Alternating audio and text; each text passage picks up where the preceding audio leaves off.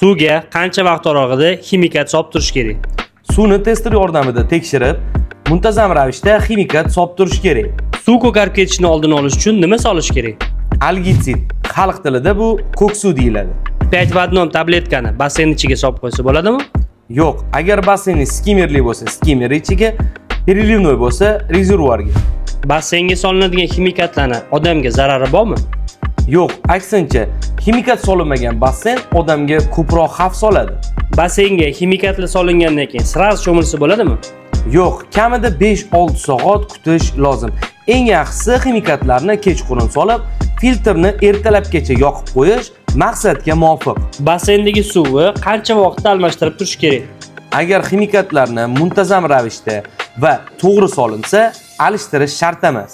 Basseyndagi loyqa suvni qanaqa tozalasa bo'ladi? Birinchi navbatda flekulant, xalq tilida oq suvni solib, kirlarni cho'ktirib olish kerak. Ko'p jamoat basseynlarida xlor hidi gurkirab keladi. U xlori ko'pligidanmi? Yo'q, bu xlor emas, bu xloramin. Basseynga yangi suv to'ldirganimda shaffof bo'lib to'lsa, ximikat ishlatishim shartmi? Ishlatish shart.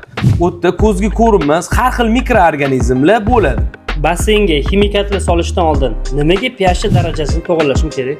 Agar siz pH darajasini nazorat qilmasangiz, solingan ximikatlarni hech qaysisi ishlamaydi. Basseyndagi suvda yana qanaqadir muammolar bo'lsa, kimga murojaat qilish kerak?